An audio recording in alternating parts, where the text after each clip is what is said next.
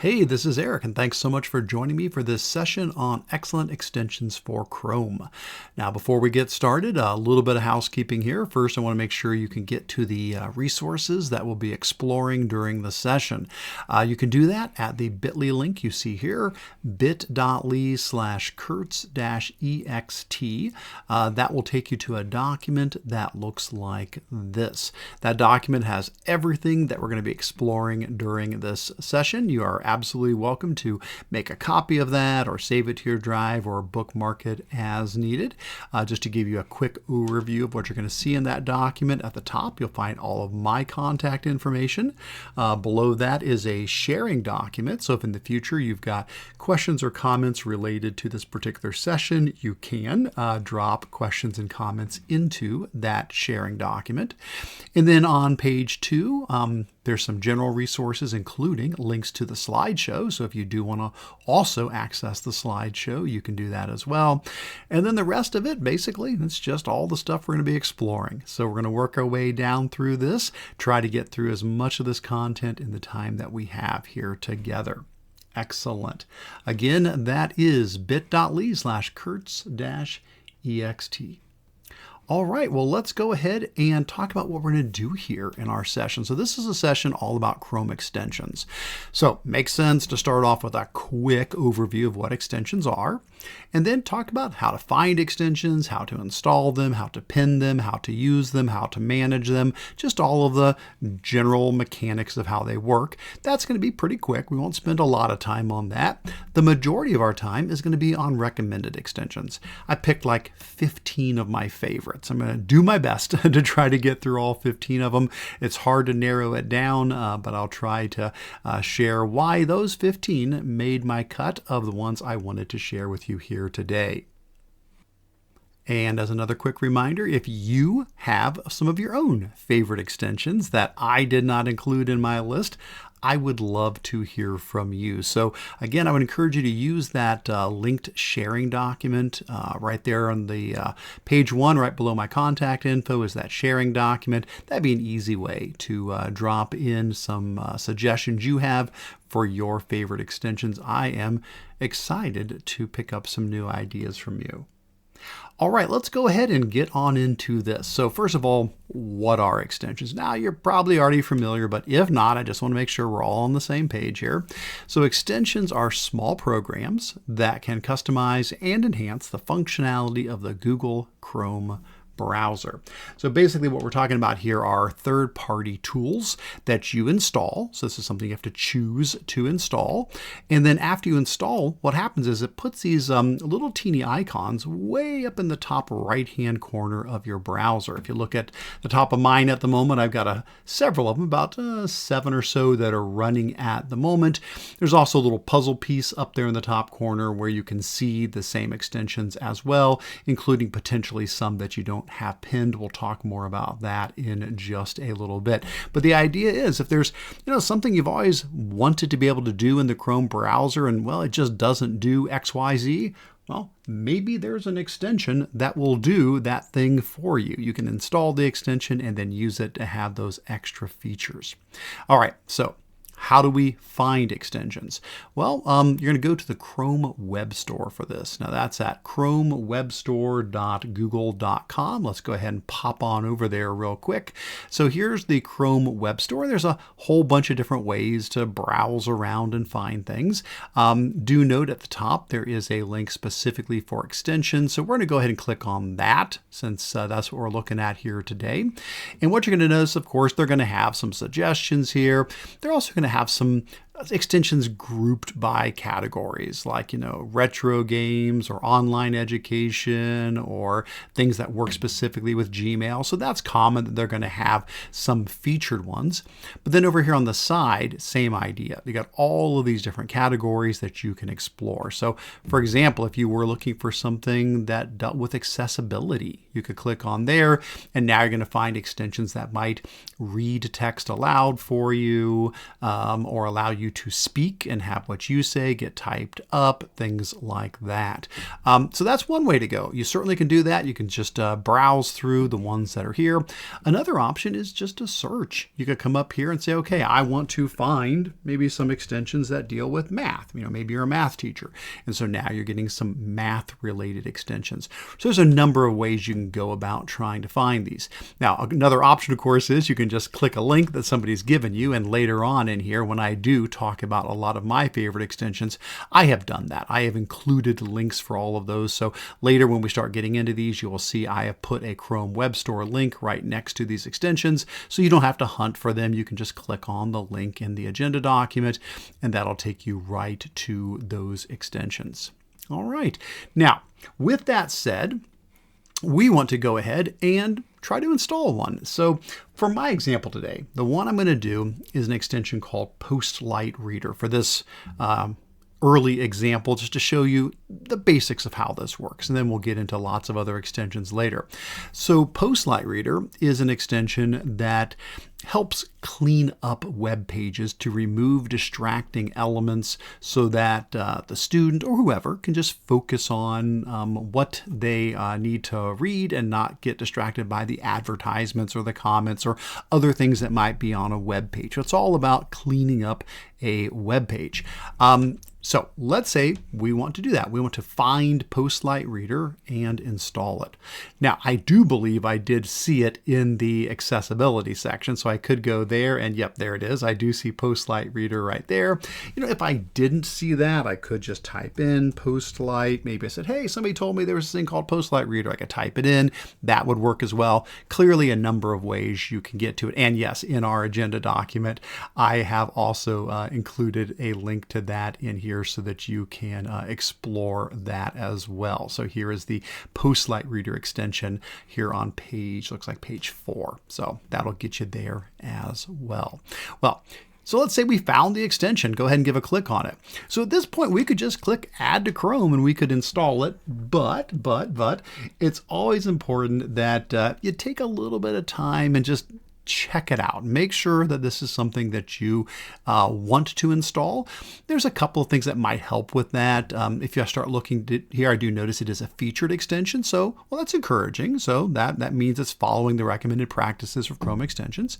Looks like it's got a good number of ratings, and sure, there's going to be some highs and lows, but it's coming out at a 3.9, so that's not bad. We've got over 1 million users, so that's good. And then down here I can just read about it. I can say, okay, let's read, what does this thing do? And so here we can read about it. We can look at pictures up here to see what it's going to look like, what it's going to do. And then of course then we do have the reviews. And again, like I said, sometimes you're going to get some positives and some negatives, so you do need to review through those and see what your thoughts are, but overwhelmingly it does seem to be that it has a pretty positive rating there, and I have used this extension many times. It is actually a very nice extension. So with that said, knowing that okay, we've checked it out, at this point now we'll go ahead and add it. Now I'm going to pause for just one quick second here to mention it is possible that your school district, if you are a school employee, and if you're using a school account, they may have some restrictions on which extensions you're allowed to install. It may not say add to Chrome. You may come here and it may say something that is being blocked by your administration or something like that. If that's the case, you would just want to chat with your tech folks. I would imagine most districts have some kind of a procedure, some sort of a policy, some sort of way to say, okay, if you have an extension or a tool or an add-on or something that you would like to use, you can fill out a form or somehow let them know, here's the thing I would like to use and here is why I would like to use it. So please do that. Talk to your tech folks and see if you find an extension that you think is really valuable for you and for your students. Ask them to put it on the approved list for you to be able to access that. I am, for this example, I'm just using my personal account, so none of this is being managed, so there wouldn't be any problems like that. But with the school Google account, very, very understandable that that might be the case.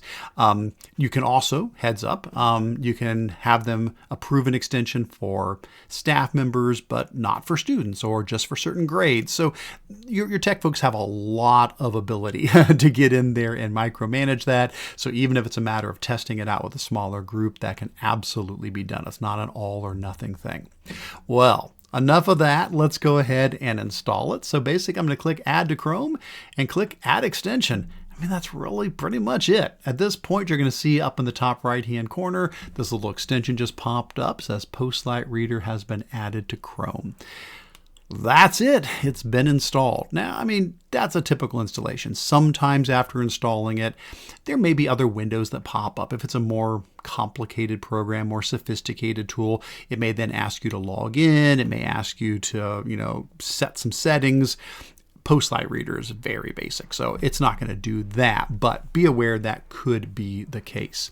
All right, so there we go. We've got Postlight Reader installed. What's our next step? Okay, so the next thing to do after you install an extension, you don't have to do this, but I think it's valuable, and that is to pin the extension. So here's the idea. When the extension gets installed, it shows up temporarily, but it's not going to stay showing up. If you take a look in my top right-hand corner again, where did that little rocket ship icon go for Postlight Reader? It's not up there. It was there a moment ago, but now it's gone. Well, that's because if you do not pin an extension, when you don't have it pinned, it will not display up in the top corner. Now, that doesn't mean you still can't, access it. You can still hit the puzzle piece and it's there. I mean, you could still click on Postlight Reader or click on any of your extensions here, but it's probably not as convenient to be clicking on the puzzle piece, and it's really easy to forget. Like, I forgot I had that extension running. And now's probably a good time to mention that does make a difference. Extensions, they do use up memory. And so if you have 25, 30 extensions installed and running at one time, it is going to slow down your computer and it could cause some issues. And so it's good to be aware what extensions are running. So I like to keep mine pinned so I don't forget that I've got them running. Well, it's really simple. It's nothing more than going to the puzzle piece, going to the extension that you installed, and clicking the little pin icon. And that's it. Now it's back up there. So now you can see Postlight Reader is showing up, and I don't have to worry about hunting that down later. So how do we use the extension now that we've got it installed? So pretty straightforward. Typically, you're just going to click on it for the most part. Now, okay, some of them are different. And when we go through some examples later, you'll see there's a few that act a little bit differently. Sometimes they're in a right-click menu or something like that. Most of the time, though, you just click on the extension and that launches it. So why don't we try out Postlight Reader for our example here? And to do that, let's see, I think, we're going to use this one. So we're heading over to Dogo News. Dogo News is a current event article website for students. There's an article about a solar eclipse, and let's say I wanted to read this article. Now, Dogo News is a great site. I think they're fantastic. But it is a little busy. I mean, we've got advertisements on the side. We've got popular articles. We've got more advertisements on the side. We've got a whole bunch of comments down below. So yeah, I mean, there's a lot of stuff going on here. Well, that's what Postlight Reader's for. It's here to clean up the web page. Now, I am going to refresh the page just because here's another quick tip for you. If you install an extension, but you already had a page open, typically the extension isn't going to work until you refresh the page. So I already had this page open, so clicking Postlight may not work, or at least not work properly. So I'm going to give it a quick refresh, just refresh the page. That way now, for sure, Postlight will work. All right, let's try it out. Let's come up here and click on the little rocket ship. And that's it. Start using Postlight Reader. Simple as that. It has taken that page and it's cleaned it up. You'll notice there are no advertisements, there are no suggested articles, there's no comments at the bottom, nothing but the core content of the article. So it's just a much easier way to now focus in on what we're going to be reading. Now, there was a little gear at the top. If you want to click this little gear up here, you can change things like the text size. If you want to make it bigger, you can change the font itself. You can also change the color scheme if you prefer dark or light. So a few options there to tweak your reading experience. And that's pretty much it. When we're done, we can just click back out of that, and there we are back to our regular page. All right, so that's a quick example of finding an extension, installing the extension, pinning the extension, and then using the extension.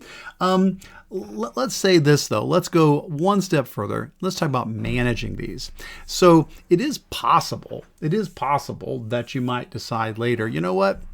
I really don't need that extension. I don't use it very often. It's, maybe not quite what I was looking for. So a couple of quick things on that. One option is you can just delete extensions that you end up not using. You can come up here and just hover above this and just right click on Postlight Reader, and you can just say remove from Chrome. Now, I'm not going to remove it. I do use that, so I'm going to leave it there, but you could simply right click on it and say remove from Chrome. That will uninstall it like it was never there. If you want to use it again, you've got to completely reinstall it. But that is an option if you really did not decide that you wanted to keep that extension. All right. Here's probably more of a realistic thing. You're probably going to find that you do like the extension, but again, maybe you're not using it that often. You're like, well, I don't want to delete it, but I don't want it using up memory. Like we said, extensions use up memory. Even if you're not actively using it, if you're not clicking on it, if it's showing up there, yeah, it's still running, and so that can be an issue.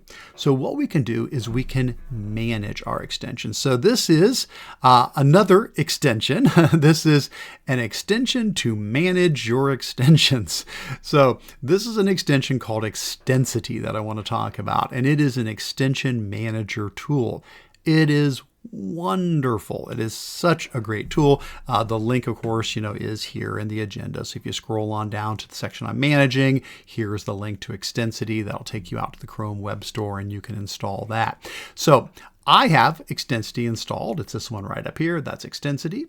Now, what is it? So basically, it's an extension that shows every extension you've got installed, and it allows you to selectively turn your extensions on and off.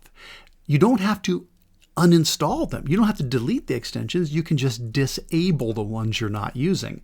Well, that's fantastic because that means it's not using up memory if it's disabled, and you can just re-enable it later when you need it. So like if I said, you know what, I love Postlight Reader, but I'm not using it that often, but I don't want to delete it. All I'd have to do is go to Extensity and find Postlight Reader in my list of extensions. There it is. And literally just click on it. That's it. Just click on Postlight Reader and watch when I click on it here, watch what happens to the extension up here. So we'll click on it, boop, it's gone. Now it's not deleted. It's not uninstalled. It's deactivated. So it's not going to be here in the puzzle piece area. It's not up here on the top. But it's still installed, but it's not using up memory. It's just, installed to my account. So later I could say, oh yeah, hey, I like that Extensity thing. I need to use, or excuse me, I like I'm getting all my names mixed up here now. I like Postlight Reader. See, that's the thing. It's going to happen, folks. I guarantee. You see how many extensions I have here? You see this this list? That won't be the only time I forget the name of an extension.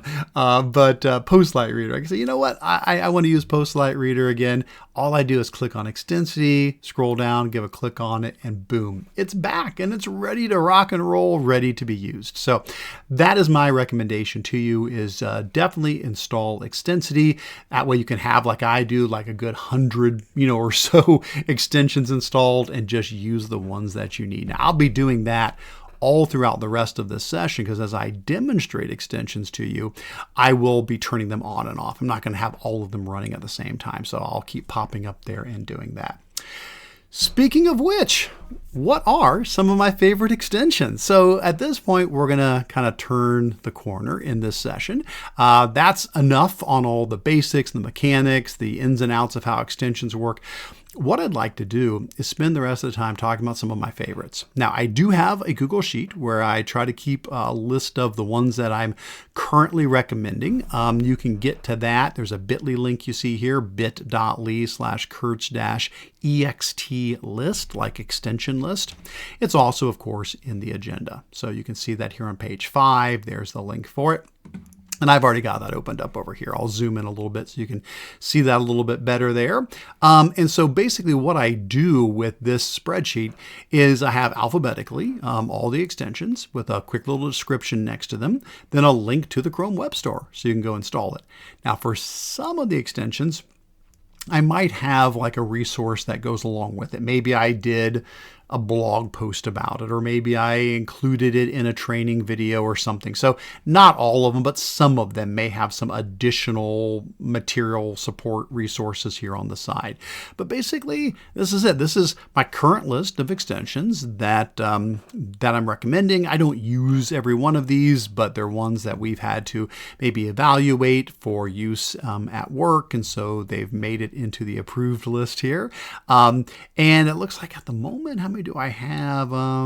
Usually it's 157 when we take off the header row there. So yeah, it's usually around about 150 or so. I do periodically go through here and update this by taking out ones that maybe got shut down. That happens. Sometimes extensions go away, and I've got to take them off the list, and then I try to add new ones to it as I come across new ones that I want to share. So feel free to pop that open and explore some of these. And again, let me know what I'm missing. Don't forget, we've got that sharing document that I talked about. That's at the top of the first page or the middle of the first page. You can give me some suggestions in there about extensions you think I should add to the list. All right. So with that said, at this point, we're going to run through, I think I picked 15. So all right, we're being optimistic, but we're going to try to get through like 15 out of the 150, so 10%. Now I've already shared 2 with you, so I guess technically 17. I shared Postlight Reader and I shared Extensity, so 15 more extensions. I'm going to try to move kind of quick through these. If you do have questions, always feel free to reach out to me, but I at least want to give you the gist about, why I chose the ones that I did. All right. Well, with that said, let's go ahead and start running through these. All right, so the first one I'm going to give a shout out to is Google Dictionary. And as I do this, I will be turning these on. Like I said, I don't have them all running at the same time. So I will turn these on as we go.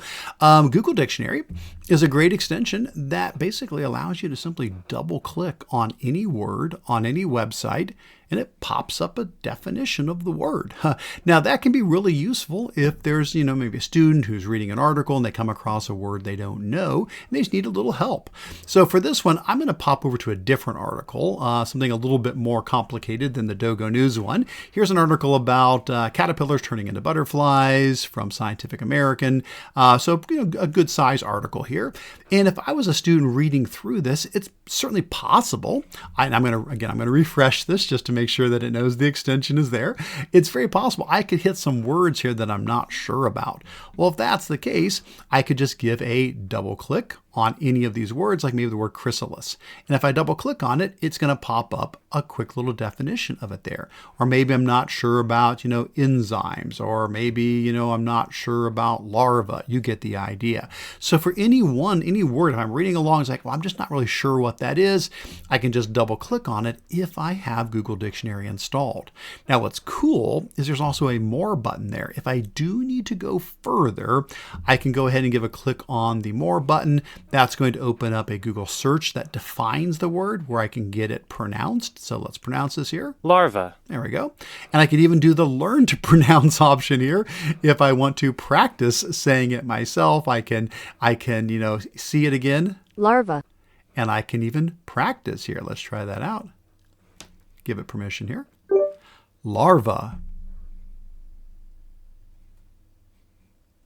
And now it's saying, good job, I did good. All right, so that's a nice tool though, having Google Dictionary, just an extra assistance for students if they come across words they're not sure about. All right, so that's the first one I was going to give a shout out to. Next up, Google Translate.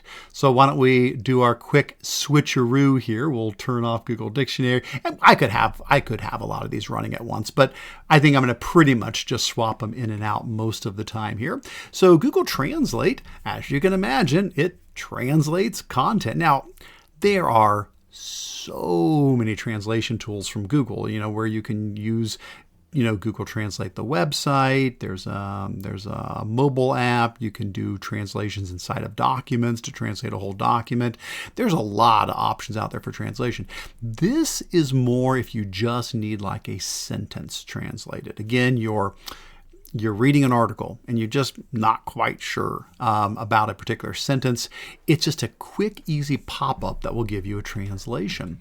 So let's pop back on over to our butterfly article, and let's say that we wanted to do that. Now, this is one of those extensions that does have some options. So if I look up here in the top and I find my Google Translate extension, if I do a right click on the extension, there is an options section.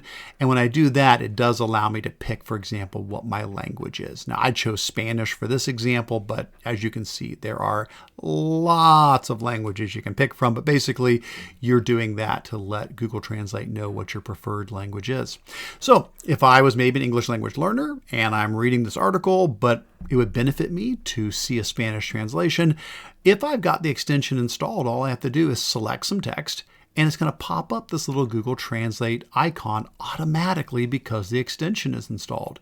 I click on the little icon and there we go. It gives me two versions, the original and the translation in the language I chose, and I can hear them read aloud. Let's try that out. But what does that radical transformation entail? And then here's the Spanish. ¿Pero qué implica esa transformación radical? Awesome. So again, just a really handy tool to have available for learners.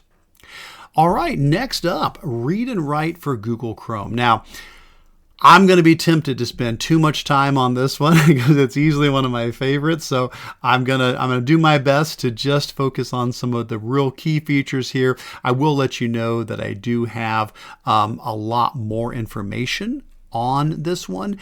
So if you scroll on down to the section where we get into all of my recommended extensions, there's Dictionary Translate, here's Read and Write. Do note I do have a document all about Read and Write and a slideshow. You can go way more detail than I'm going to go into here. I just want you to know that that is available if you want to dive deeper into this. Basically, this is an accessibility toolbar. So with Read and Write, you get this toolbar that pops up. You can use it on websites or documents, lots of places, and it's got just loads of accessibility tools. Now, the main tool is the fact that it reads things aloud. It is a text-to-speech tool. So let's try that out. Let's pop over here to our butterfly article here. And let's say I wanted to have some of this read aloud. Well, what I could do is come up and click on the Read and Write extension. Give it just a moment, it'll pop up. There's a little float, there it is, and there's the floating toolbar that pops up. And now with this toolbar, I could select, some text here, and then just click on the play button to have it read aloud. Let's try that out. But what does that radical transformation entail? How does a caterpillar rearrange itself into a butterfly? What happens inside a chrysalis or cocoon? Awesome. And there we go. And it reads it aloud. It highlights each word as it goes. So this could be very beneficial for a student who is struggling with reading and could benefit from having the text read aloud, or they are reading it, but they want to read along with it. Or this could be helpful if you're trying to multitask. I have done exactly this. I have had Read and Write read articles to me while I'm doing something else on the side. It's reading the article aloud so that I can take care of two things at once. A couple other quick things before we step away from Read and Write. Like I said, I could spend a lot of time on this. It does have the ability to change the voice. So the voice that we heard there was just one of many options. If you click on the three dots on the end, there's a settings section, and in there's a speech section, and in there are loads of voices to choose from. So there's lots of options to find a voice that's appropriate. You can also change the speed of that voice as well if need be.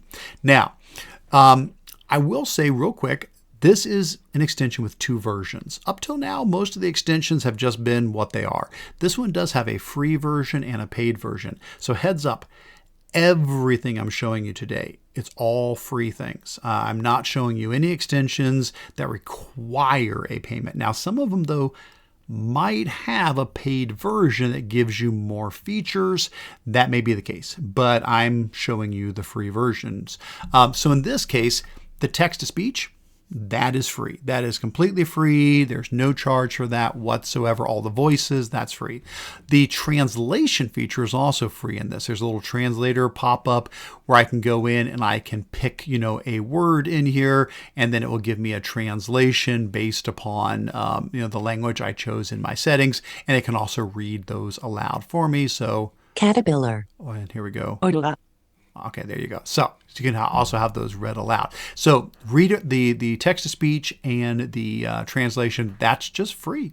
And it also does work in things besides just websites. So, I can do this like, if I was writing an essay about how a caterpillar turns into a butterfly, I can come into this document, click on Read and Write, and it can also read the document aloud as well. So here's the little Read and Write toolbar.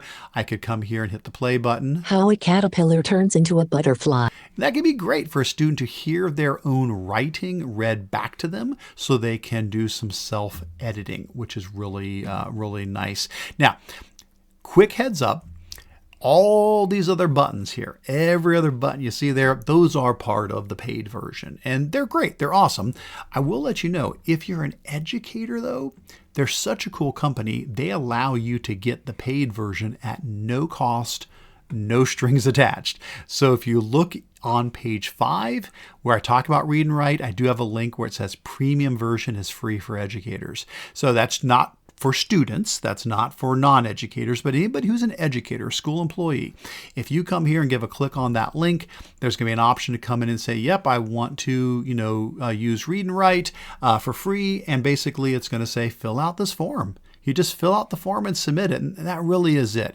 It takes about a day because they are going to review it, but that's it. Yeah, that's why I have all the buttons, okay? I don't pay for Read and Write, but I am an educator, and so this gives me all the other buttons. And again, we won't go into them other than to say they're pretty awesome. There's things like a screenshot reader, there's a picture dictionary, there's a regular dictionary. So with that, I can pick a word, and it'll give me a definition. It'll also give me picture dictionary over there. But there's so many other things. There's a screen mask. There's the ability to simplify a web page, to highlight words and create a vocabulary study guide. Again, I'm not going to go into all of it. If you are excited, I hope you are. Please do explore my much more detailed overview that I have here as well. All right, good stuff. So that's Read and Write. Let's keep going. And you know what? While we're talking about accessibility, let's just kind of lump this together. Helperbird is another one that I like to give a shout out to when it comes to accessibility tools. It does a bunch of things. Helperbird has tons of different features in there. But one thing I really like about it is that the free version includes access to something called Immersive Reader.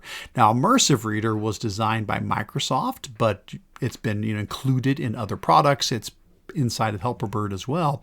And this gives additional support for students who are reading. So let's do that. Let's go ahead and we will turn on Helperbird and we'll turn off Read and Write as we're doing this. So we'll do Helperbird on and we'll do Read and Write off.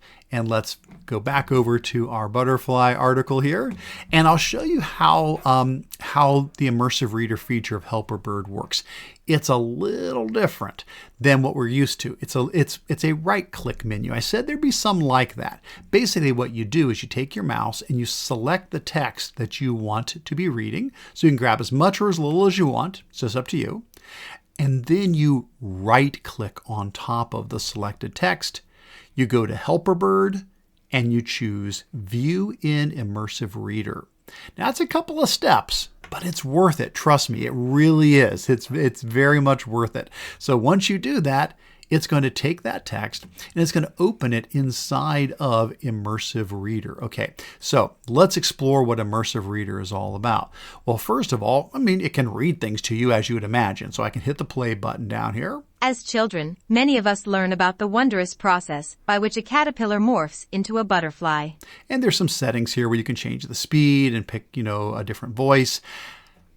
But that's not all it does. If that's all it did, I'd probably just say, just use Read and Write. But actually, this free tool, this Immersive Reader tool, includes a bunch of other things. Up here in the top corner, there's these little menus. So this first one called Text Preferences. If you click on that, what it does is it pops up all of these things you can adjust, like the text size. Maybe it's helpful to see the text larger so it's easier to read. You can also click on Increase Spacing, increase or decrease spacing if that helps.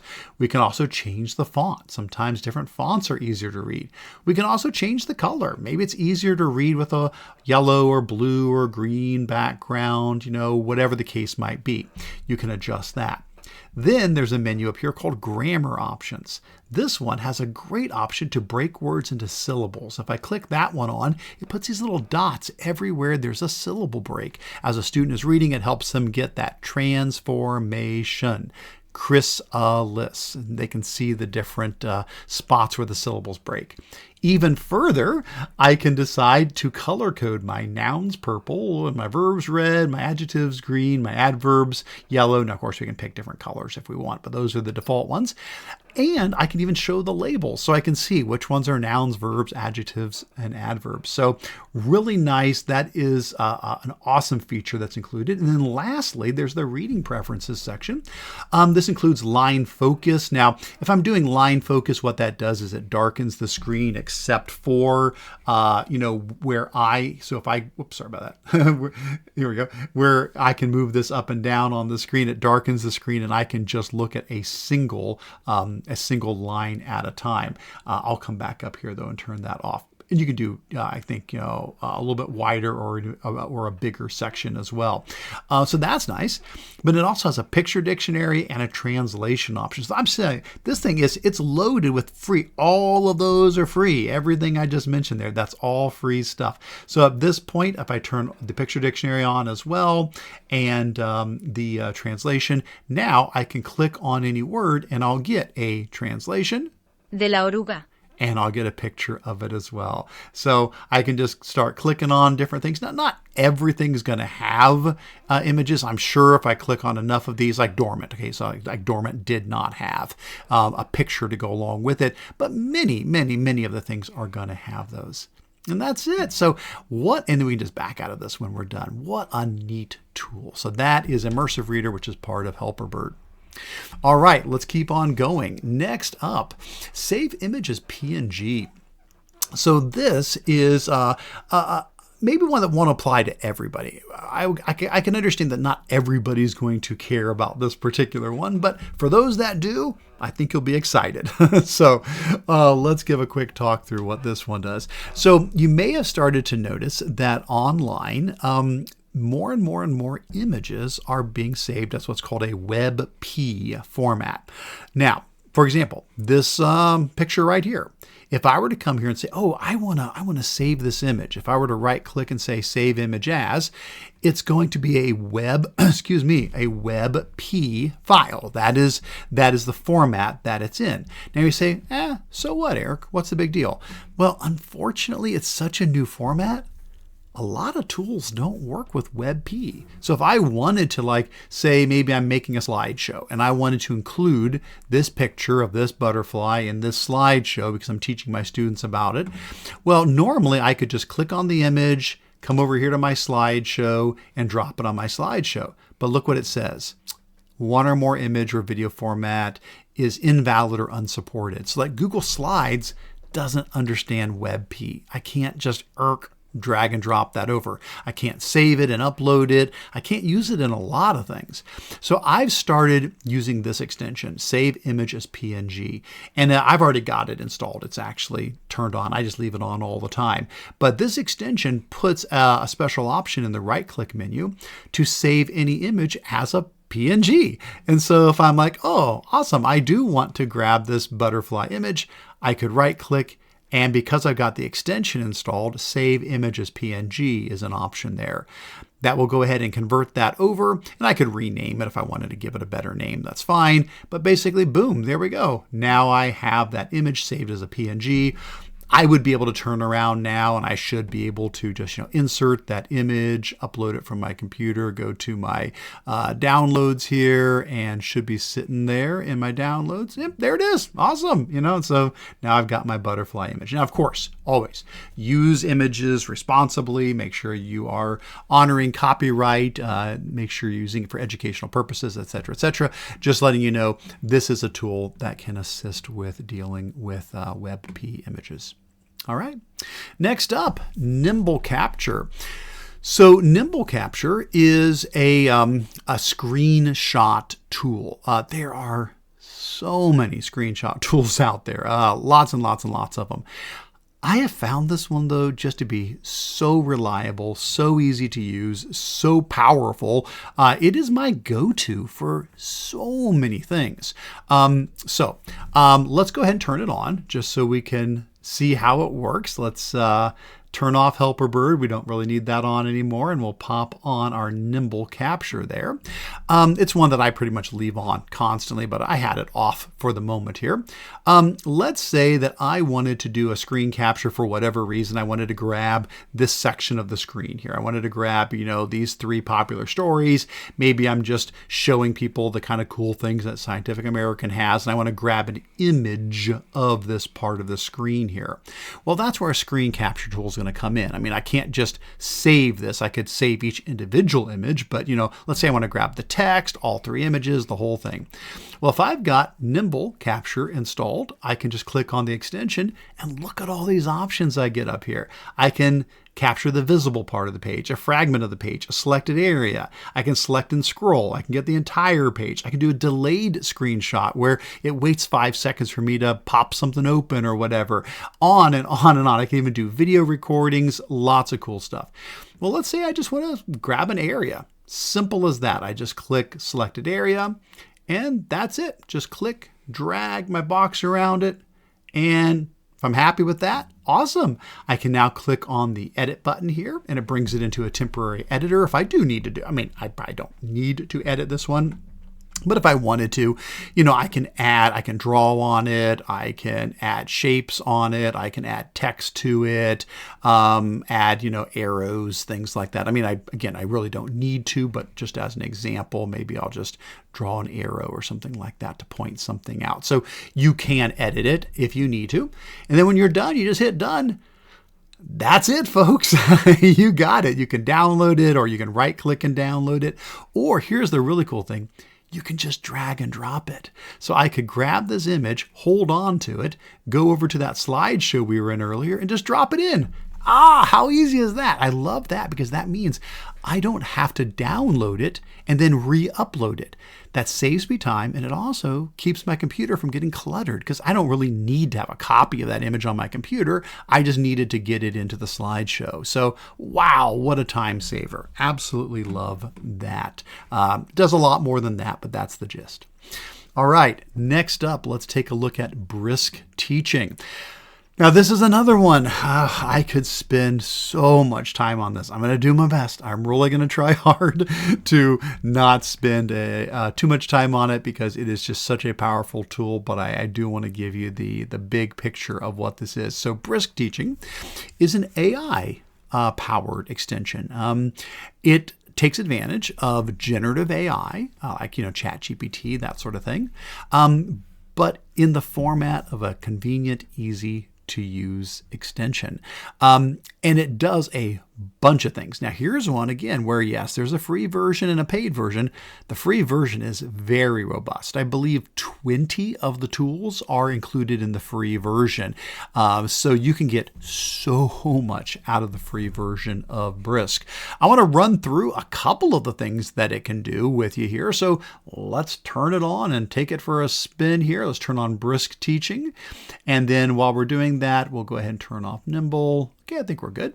And let's go back over to our little butterfly example here.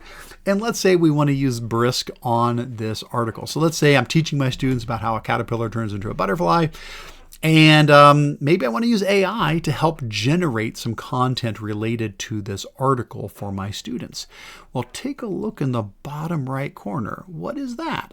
It's the Brisk icon. See, I've got Brisk installed, so it's showing up here in the extensions, but it's also floating down here on the bottom. Now, you can move it anywhere that you want it, but it's typically down there in the bottom.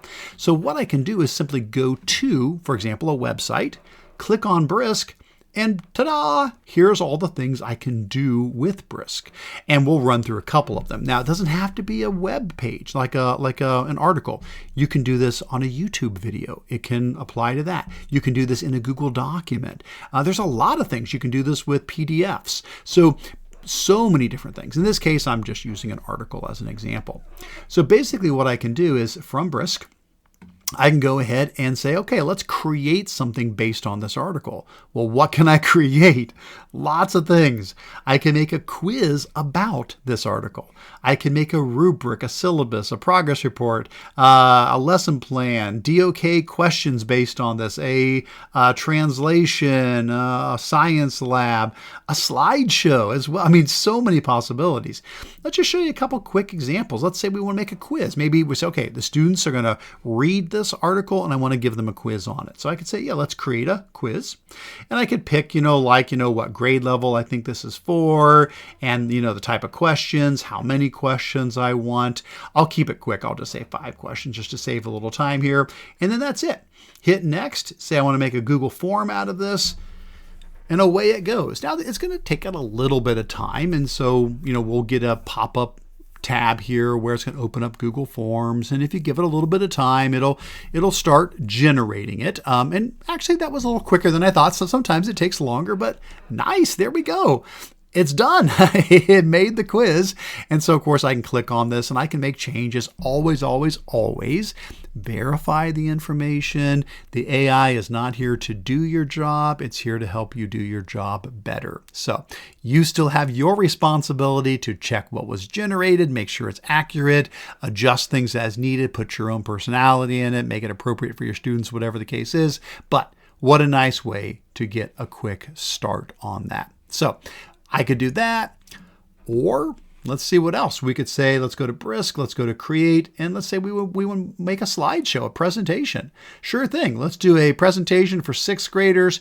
And again, I'm just going to keep it quick. I'll say 5 slides just so it doesn't take too much time, but you can do many more than that, obviously. And now it's going to build a Google slideshow. And so as we watch it is making a slideshow based on that article. And so it's hitting the key points of the article, building each slide as we go. Again, you're going to want to adjust this. You want to verify it, make sure it's all accurate, put your own spin on it, but it is giving you that starting point to get you going. All right. Now, again, it does way more than just those things. We really probably don't have the time to go through all of the different things it does. So I'll just very quickly mention a few more. It can also it can change levels. So if I were to come in here, I might have to refresh it. It may still be in the middle of something there. There we go. I can come here and I can click, for example, change level, and I can say I want to take this article and I want to re-level it. It says currently it's at a 10th grade reading level. Let's drop it down to a 4th grade reading level.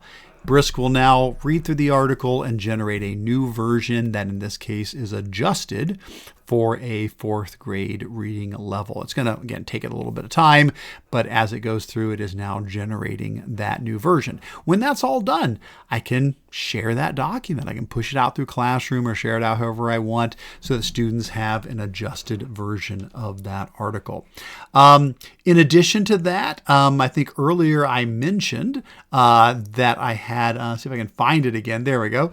An article about a caterpillar turning into a butterfly here. And here, let's refresh that so Brisk shows up.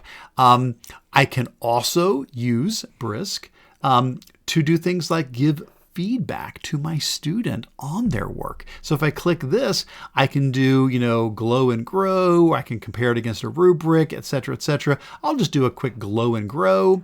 And we'll say this was written by a sixth grader, and I can upload a rubric if I want. I'm just going to keep this really simple right now. Basically, it's going to read their essay, and it's going to come up with what they did well, that's the glow, where they might need to improve some things, that's the grow, and then the wondering, so where they could go further with this. I could insert this directly into here, I'll just add it right to the document, or I could copy individual pieces and add them in if I wanted to as well. So it's fantastic for that.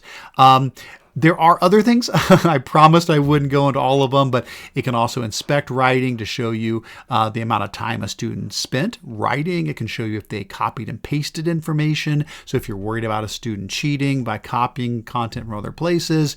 And it also can create what are called boost activities, where you can create interactive student activities for students based off of an article or a video or things like that. Just scratching the surface. Again, this one really demands a lot more time than I can give it right now, but hands down, one of my favorite tools that is out there right now.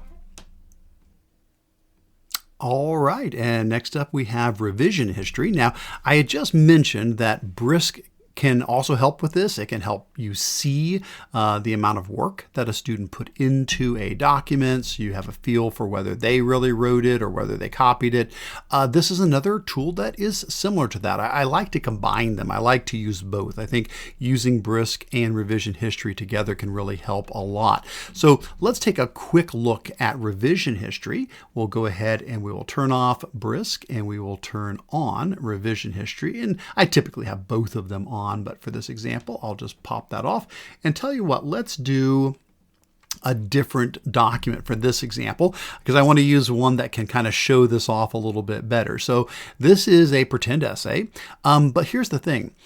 I intentionally kind of combined some writing and copying here. So basically, here's what I did. I wrote the first paragraph, but then I copied and pasted the second.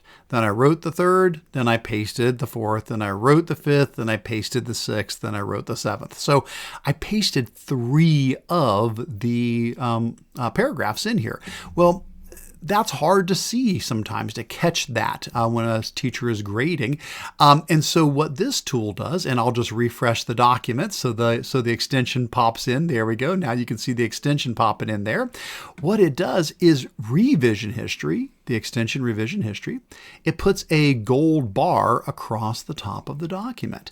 And this gold bar is pulling out key insights from version history. So Google Docs has something called version history. You can get to it by going to File and Version History and see Version History. That'll pop open the version history and you can go in and you can explore all of that. And that's awesome. That's great. But what this does is it puts it in an easily digestible manner. It shows you key insights about the document. First of all, it tells you how many deletions there were, and that's something that's important. If a student is actually writing a document, there should be deletions. There should be mistakes they make that they have to fix. Now, again, I wrote half of this, so there were 26 deletions, so there were some deletions. But then look at the next one. Large copy paste. Says there were 3. That means that 20 or more words or 150 or more characters were copied and pasted in 3 times. So that should let the teacher know, heads up, we need to look closer at this. Next up, active writing time. How much time was spent actually writing this? It's only 18 minutes. Now, you may say, is that a bunch or a little or a lot? What is that? Well, if you're grading, 100 students' essays, you're going to get a pretty good feel for, in general, how much time are students spending on this.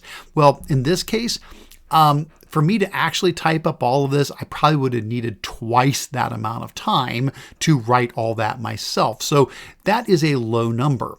Well, with that in mind, the teacher can now click on the details button and it will tell us more details. For example, it will show us the copied and pasted segments. And so, yep, here it is. Here's the first thing that was copy pasted. Here's the second thing that was copy pasted. And here we go. There's the third. So yes, it even shows me exactly what the student copied and pasted. Maybe they had AI generate it. Maybe they copied it from a website. So helpful to be able to get those insights. So just another tool to assist us to evaluate the writing process of our students. Excellent. All right, next up, let's take a look at Beep. Now, Beep is a cool extension that allows you to give audio recorded feedback to students. So let's say I'm going to be grading, one of these essays. We'll just go back over to the butterfly one. Let's say I'm going to be grading this butterfly essay.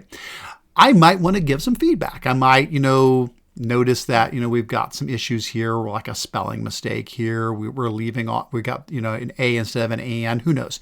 I might want to leave some feedback. Well, I could come in here and I could click on the little comment button and I could just type in a comment. That's great. Well, Beep allows you to not just type things. Instead, you can record your voice up to 3 minutes at a time for each recording and just boop, add in your own spoken response. What a neat way to make your responses more personal to your students. And this works in all kinds of things: Classroom, Gmail, Docs, Slides, Forms, whatever the case might be. So let's take it for a quick spin. We'll go ahead and turn that on, and we will turn revision history off. All right, so let's pop back over to our caterpillar butterfly report here. Okay, awesome. And again, let's say I wanted to leave some feedback here on how they got a spelling error. Well, now when I click on the add comment button, there's a new button there, voice note. Where did that come from? Well, that's because I installed Beep. I activated Beep. So because of that, I can now just click on voice note. Let's try it out. Hey, this is Mr. Kurtz. Just want to let you know you need to watch out for some spelling errors. Anytime you see those little red squigglies under a word, that should let you know that something's probably not spelled right, and you're going to want to go ahead and double check that. And there we go. I can now hit submit. And now when the student opens up their document later, they're going to have a little voice note here. They can click on it. Hey, this is Mr. Kurtz. Just want to let you know you need to watch out for some spelling errors anytime you see those. Now, if they don't have Beep installed, they won't get the cute little button there, but they will get the link right below it. So if they don't have Beep, no worries. They don't need it. They can just click on the link below there and it will still open up. And there's the button now. Hey, this is Mr. Kurtz. Just want to let you know you need to. So it's just one more click, but as simple as that. So this is a great way for you to put your voice into all kinds of files. Students can use it as well, and they can use it to record their voice as needed. All right, good stuff. Let's take that up a level. So instead of just recording our voice, what if we want to do a screen recording, like a video? Let's say it could be that I'm grading this paper, and instead of just recording my voice, I want to do a recording of the entire screen, and I can walk through, talking them through step by step by step, things that I want them to be aware of, and do a screen recording of this. Now, it doesn't have to be, obviously, for feedback on a student. I do screen recordings a lot of times for technology things. I'll get an email and somebody will say, hey, Eric, how do I do X, Y, Z? I'll start typing up an email to say, okay, here's how you do that. And then I'll be like, why am I typing this up? It'll be way faster and actually better if I just record a screencast of it. And so I pull up ScreenPal. ScreenPal used to be Screencast-O-Matic. It's now ScreenPal. And the thing I love about it is super easy to use, but it's free for up to 5 minutes at a time. So as long as you're just needing to give a quick response to something, there's no limit to that. You can do as many 5-minute videos as you want. And it helps me not be so verbose. It helps me make sure, okay, I got 5 minutes. I got to explain this concept in that short amount of time. So let's show how that works. Let's go ahead and we'll turn off Beep and we'll turn on ScreenPal. So let's find it in my list here. There it is. Awesome. And let's come back over here. We will refresh this.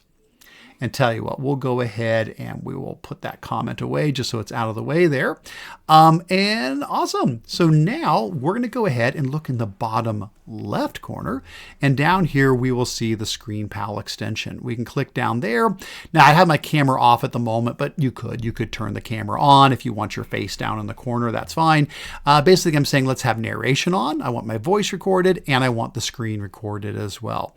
There's a special effect thing you can do as well, but I'm not going to to do anything with those. And basically, I mean, that's really all it is. You just hit record and it's going to ask what I want to record. Sorry, that popped up on a different screen there. No worries. I'm just going to go ahead and tell it to record that tab that we're on. Sorry, I know you can't see that from where you're at there, but it popped up on the other screen and now it's going to count down. Hey, this is Mr. Kurtz. Just want to give you some feedback on your essay. Couple of key things I want to point out to you. Now at this point, obviously I won't really do that, but I could go through, I could point things out, I could highlight things, I could, give them suggestions, etc., etc., etc. When I'm happy with what I have shared, I just come back down to ScreenPal, hit the little pause button. I can play it if I want to double check it, but if I'm happy, I just hit the check mark, and that's it. It is now uploading that. And it has just copied the link, and that's it. I could now put that link in. I could even come here and maybe do it as a comment. I could say something like, here is my video feedback. And I could just paste the link right in. And now, when the student later on opens up the document, they will see a link right here to ScreenPal. Now I've got ScreenPal turned on here. I'll turn it off just so you can see what it would look like for the student. Let's turn ScreenPal off and let's refresh the page. So you'll see it's just going to be a link. They're just going to get a link there. So when the student opens it up, they'll just see a link and all they have to do is click on the link and there it is. Hey, this is Mr. Kurtz. Just want to give you some feedback on your essay. And that's it. As simple as that. They've got the video, and that's exactly what I do when I send things out as well to people. All right, folks, we're getting closer to the end here. Let's see if we can hit a couple more extensions before we wrap things up. Next up, going to give a quick shout out to Equatio. This is still the easiest way I know to add mathematical content to a Google document. I'll turn it on real quick here and just show you a real simple example here. Let's say we pop, I know it doesn't make sense to have math in our butterfly thing, but I will go ahead and just show it to you here since that is a document, and that way you'll be able to see how this works. Basically, if you want to add math to a Google document, you can use Equatio. Give a click on that, and it's going to pop up this toolbar at the bottom. Now, I'm using the free version, so there's some things that are not included for this. These are in the premium version, but the free version's really nice. It's got this toolbar here where I can type up my math, and then it will insert it into the document. And it's just so much easier than using the built-in equation editor that's not that easy to use. So in this case, let's say I wanted to put in something like, 2x squared, and I just used the little caret key on my keyboard, Shift 6. That's the little caret that's, for exponents. So 2x squared, let's say, plus 3x minus 1. I could select all of that and press the little / for like a fraction bar. It puts it all over a fraction. 3x again squared, maybe we'll say, minus x, plus 4, whatever the case is. Whoops. Sorry, I got to go. There we go. Minus x plus 4. Perfect. Okay. And so not that hard. I mean, that would be a lot more difficult to do in the regular equation editor. Once I'm happy with that, I just click Insert Math and boop, boop, boop. It creates an image, drops it in, and of course I can click on it and shrink it up if I want it to be smaller. I can make it bigger, smaller, whatever, and I can move it around, change the wrapping. But as simple as that, I now have math into my document. There are a couple other features. You can do graphing equations. You can do a speech option. There's even a handwriting recognition. You get 2 free uses of that per day where you just handwrite out the math and it will translate it into math for you as well. So great tool for math folks. All right, while we're still in a document, before we say goodbye to docs here, here's another one I love to give a quick shout out to, Sir Links-a-Lot. Let's say I have this document here, and tell you what, let's do this. Let's turn off Equatio and let's turn on Sir Links-a-Lot so that I have it ready to go here when I explain this. Let's say I have this document and I want to share this document with other people. Well, we all know I can click the share button and I can say, anybody with access can view it. That's great. Well, that's fantastic.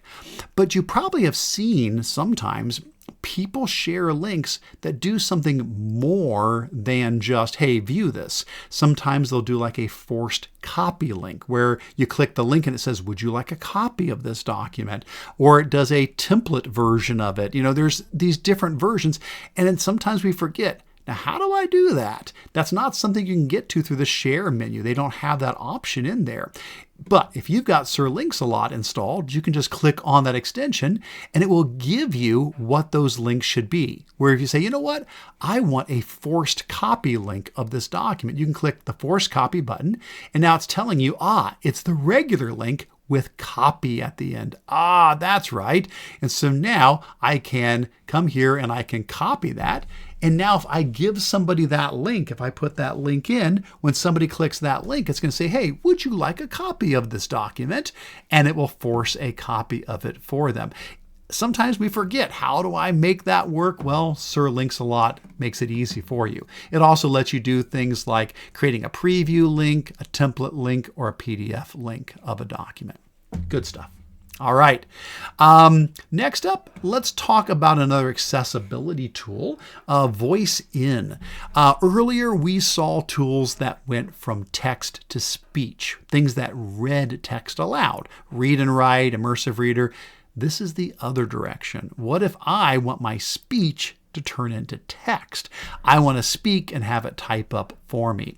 So let's say, for example, that we are using a Google form and I wanted to type in an answer on this Google form, but maybe I'm a student who's struggling with typing. Maybe I injured my hand. Maybe I struggle with spelling and I feel like I get frustrated when I try to type. So instead, we could come up here and let's turn on the Voice-In extension. So here's Voice-In. We'll turn that on and we'll just turn off SirLinks-A-Lot while we're at it. Well, now that I've done that, and I'll zoom in a little bit so you can see this a little bit better there. There we go. So let's say I want to type in this box. So all I have to do is click in the box and then just come up here and click on the Voice-In extension. Let's try it out. Now that I have clicked on the extension, anything I say will automatically be typed into the Google form. And there you go. Simple as that. So this can be a wonderful way for students to be able to express themselves, get their ideas out if they are struggling with typing. That should not be something that is a hindrance for them. And so a tool like that can go a long way to assist with that. All right, let's go ahead and we're into our last couple. I think this is it. I think we're down to 2 final extensions, believe it or not. We are in the home stretch. Okay, so Sticky Scribble is going to be the next one we're going to talk about. Tell you what, let me go ahead and turn off the Voice-In extension there, and then we'll turn on Sticky Scribble here in just a second, but I want to show you why we need this. So here's the thing. You may not be aware, but Google Slides has a special tool called the Scribble tool. And basically it allows you to freehand draw. So that's not new. We've had that forever and ever and ever. If I come here and I go to the little line menu here, in the line drop down, there's lines, arrows, connectors. There's a tool called Scribble. So this is not new. You've had this forever. It's been there. Basically, if you click on Scribble, you can basically just freehand draw, boom, and you can draw things. Here's the problem. As cool as that is, the Scribble button does not stay selected when you click it. So if I click Scribble, I can draw something, but as soon as I'm done, I can't draw another thing without going back up and clicking Scribble again and then drawing the next thing. I have to keep going back up and hitting the Scribble button over and over and over and over and over again every time. Now that is really frustrating. Like if I wanted to write my name, like if I wanted this to be like a pen tool. So my name's Eric. Well, if I started writing E, I can't cross the middle part of the E without going back up, hitting it again, doing that. Oh, and now I can't start the R. Oh my gosh, I would just give up. I'd be frustrated. So here's what we do. Let's just get all that out of there. What we do is we install and turn on Sticky Scribble. With this installed, anytime you hit the Scribble tool, it will not turn off until you turn it off intentionally by picking another tool or clicking on it a second time. So let's do that. Let's go ahead and turn on Sticky Scribble. Find it in my list. There it is. Let's come back over and refresh our slideshow here. And now, if I come up to my Scribble button, watch what happens. I'm going to write my name, Eric. It didn't go away. There it is. So E-R-I-C. Awesome. And so the Scribble thing stays like that until I click it again or click on another tool to release it. Now, this is really useful. Recently, I did a blog post about using slides as a replacement for Jamboard. And so that's one of the things. Jamboard had this really nice pin feature in it. And using Sticky Scribble makes that so much easier because it mimics the pin tool. So for example, I could, pick a color and a thickness that I want. I could go to the Scribble tool. And now if I start writing with that, it's not going to, I think I just, I forgot to refresh it. See, I told you I would forget to do that. I have to refresh it because I forgot that I had this opened up ahead of time. Let's try that one more time. So if I click on the Scribble tool, now I can keep drawing whatever shapes I want to draw, and it's just going to keep on staying like that. And so it replicates that pen tool that you had in Jamboard until you turn it off. Good stuff. All right, folks, this is it. Last one of the 15 that I picked that I wanted to share with you, and that's Unhook. This is an extension for YouTube.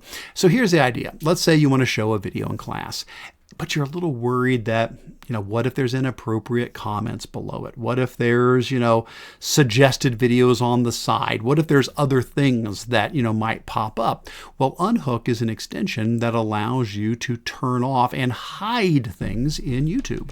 So let's pop over to YouTube and let's say we've got this video on DNA that we want to watch. Well, over here we have suggested videos, and down below we've got loads of comments, and they're probably appropriate in this case, but you never know. Maybe they're not.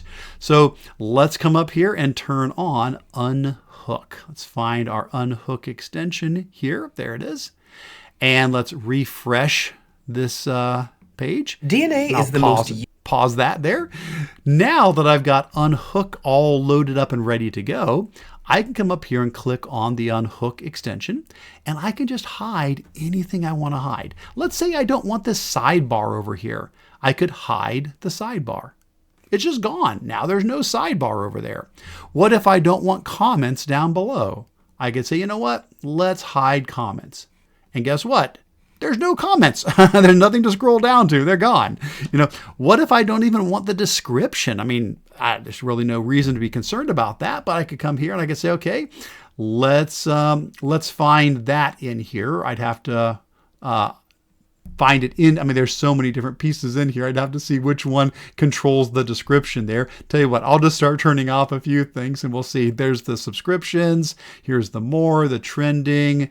Here's the, no, let's not give her the top. Video info. That's what it would be. The video info. So let's hide video. There we go. And at that point, basically, I have nothing but the video left. So I can play that video and not worry about anything else showing up. Then anytime I want, I can just, I can come back in and re-enable any of these things that I want to show, or I could just turn the extension off and everything will come back. But while I'm showing things to my students, I can rest assured these other things aren't going to pop up. Whew, that's a lot of stuff. All right, so as we start to wrap up, first of all, just thanks so much. Thanks for learning with me. Thanks for hanging out with me. I really appreciate you taking the time to do so. A few things to wrap up. As a reminder, everything that we looked at here, all of the resources can be found at bit.ly/Kurtz-ext. That'll take you to that document that we've been looking at this entire time. All the links, all the resources are in there. Please don't forget at the top are the ways to stay in touch and contact me. I would love to continue learning with you. So thanks again so much for letting me be a part of your learning here today. Take care. And if you made it this far, please consider liking and subscribing, accessing all of my resources at controlaltachieve.com, and connecting with me at bit.ly/CAA-connect, where you'll find my email, social media links, newsletter, and more.